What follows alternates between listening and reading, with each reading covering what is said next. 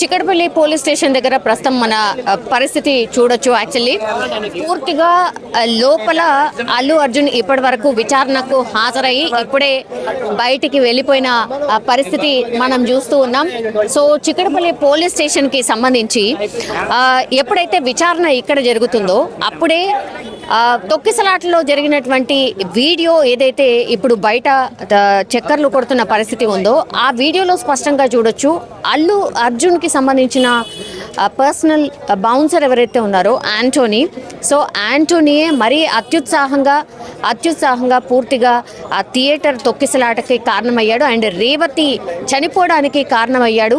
అంటే కంప్లీట్లీ అల్లు అర్జున్ని లోపలికి తీసుకువెళ్ళే టైంలో సేఫ్గా ఆయనను గార్డ్ చేస్తూ లోపలికి వెళ్ళేటటువంటి టైంలో కంప్లీట్గా అంటే పూర్తిగా పుష్ చేయడం కావచ్చు, అక్కడ ఉన్నటువంటి వాళ్ళందరినీ కూడా మొత్తం నెట్టేసే ప్రయత్నం చేసినప్పుడు అందులో భాగంగానే అప్పుడే రేవతి తన బిడ్డతో లోపలికి వెళ్ళే ప్రయత్నం చేయడం, అప్పుడే తొక్కిసలాట జరగడం, ఆ తర్వాత లోపలికి అల్లు అర్జున్ని తీసుకొని వెళ్ళిపోయాడు. కానీ ఆ తర్వాత ఏం జరిగింది అనేది వీళ్ళకి కనీస ఇన్ఫర్మేషన్ లేదు.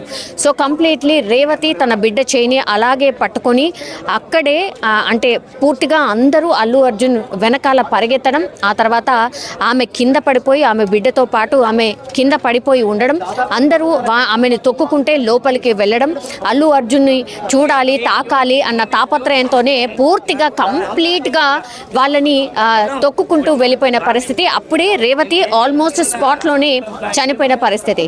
ఎప్పుడైతే ఆ క్రౌడ్ అంతా అల్లు అర్జున్తో పాటు లోపలికి మూవ్ అయిందో అప్పుడు ఆ క్రౌడ్ని క్లియర్ చేసిన తర్వాత కానీ రేవతి తన బిడ్డ చేతిని అలాగే పట్టుకొని కింద పడిపోయిన పరిస్థితిని ఎవరు గమనించలేకపోయారు. సో అప్పుడు వెళ్ళి చూసి పోలీస్ వాళ్ళు రెస్పాండ్ అయ్యి ఎప్పుడైతే సిపిఆర్ చేసే ప్రయత్నం చేశారో అప్పటికే రేవతి రెస్పాండ్ కాలేదు. కానీ తన బిడ్డ ఎవరైతే శ్రీతేజ్ ఉన్నాడో శ్రీతేజ్ని మాత్రం గట్టిగా పట్టుకొని అలాగే ఉండిపోయింది.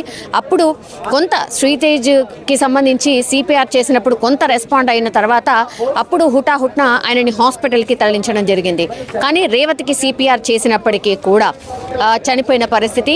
దీనిపైన పోలీసులు కూడా కొంత ఎమోషనల్ అయ్యారు. ఎందుకంటే సిపిఆర్ చేసినప్పటికీ కూడా పాపం మేము బతికించలేకపోయాం రేవతిని అనేది ఇమోషనల్ అయిన పరిస్థితి. సో ఈ కేసు మొత్తంగా కూడా ఎప్పుడైతే అల్లు అర్జున్ A11గా ముద్దాయిగా ఆర్ నిందితుడిగా పేర్కొంటూ ఎప్పుడైతే పోలీసులు అరెస్ట్ చేశారో ఆ తర్వాత బెయిల్ మీద రిలీజ్ అయి బయటకు వచ్చిన సిచ్యువేషన్, ఈ ఇన్సిడెంట్ జరిగిందో తెలిసిన తర్వాత కూడా అల్లు అర్జున్ కావచ్చు, అల్లు అర్జున్కి సంబంధించిన బౌన్సర్లు కనీస ఇన్ఫర్మేషన్ని కూడా అల్లు అర్జున్కి ఇవ్వడానికి ప్రయత్నించినప్పటికీ కూడా పోలీస్ ఆఫీషియల్స్ని కూడా అల్లు అర్జున్ దగ్గరికి పోనివ్వలేదు. ఇది అతిపెద్ద మిస్టేక్గా భావిస్తూ ఉన్నారు. సో ఒక మనిషి చనిపోయింది, ఒక బిడ్డ చావు బతుకుల మధ్య ఉంటే కూడా బౌన్సర్లు కనీసం అల్లు అర్జున్ దగ్గరికి కూడా వెళ్ళనివ్వలేదు.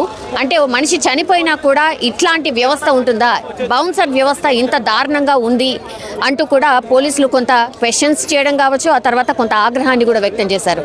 అండ్ ఆ వీడియోని చూపిస్తూ పూర్తిగా స్టాంపింగ్కి కారణం ఇగో మీ పర్సనల్ బౌన్సర్ ఎవరైతే ఉన్నారో యాంటోనీయే కారణం కాబట్టి యాంటోనీని సీన్ రీకన్స్ట్రక్షన్ కోసం సంధ్యా థియేటర్కి తీసుకువెళ్ళడం, ఆ తర్వాత సంధ్యా థియేటర్ దగ్గర ఏం జరిగింది ఆ విజువల్ని చూపెడుతూ ఇక్కడ ఉంది నువ్వే కదా అని క్రాస్ చెక్ చేసుకున్న తర్వాత పూర్తిగా అతన్ని అయితే అరెస్ట్ చేసిన పరిస్థితి అయితే కనిపిస్తోంది. సో ఇది కీలక పరిణామం. యాక్చువల్లీ అల్లు అర్జున్ చిక్కడపల్లి పోలీస్ స్టేషన్లో విచారణ జరుగుతున్న టైంలో సీన్ రీకన్స్ట్రక్షన్ అల్లు అర్జున్తోని చేస్తారు అని అందరూ అనుకున్నారు. కానీ కాదు, సీన్ రీకన్స్ట్రక్షన్ కోసం అల్లు అర్జున్కి సంబంధించిన పర్సనల్ బాడీ గార్డ్ ఎవరైతే ఉంటారో యాంటోనీని సంధ్యా థియేటర్కి తీసుకెళ్లి పోలీసులు రీకన్స్ట్రక్షన్ చేయించిన తర్వాత పూర్తిగా ఆయన తన తప్పుని ఒప్పుకోవడం, ఆ తర్వాత ఆయనని వెంటనే అరెస్ట్ చేయడం జరిగింది.